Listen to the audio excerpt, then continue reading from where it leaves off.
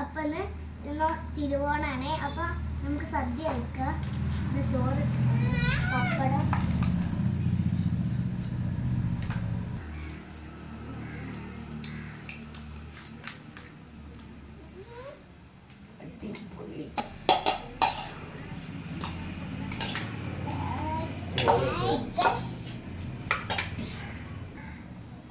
ചിലര് തിരുവോണത്തിന് ചിക്കൻ വാങ്ങിക്കാറില്ല, അപ്പൊ ഞങ്ങൾ വാങ്ങിക്കാറുണ്ട്.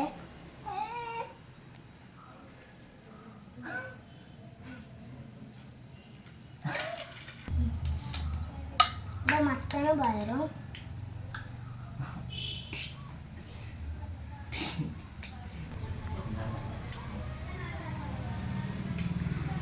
സാമ്പാറ്,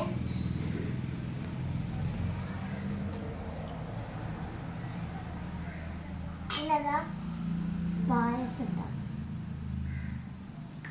പുളിഞ്ചി,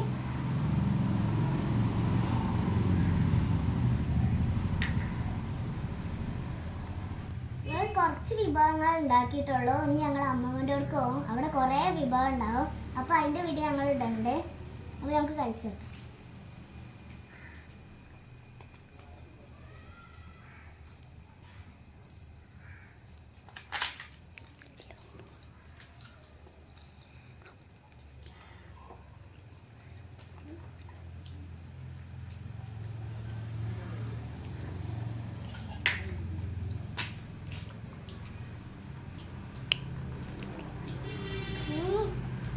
നല്ല ടേസ്റ്റ് ഉണ്ട്.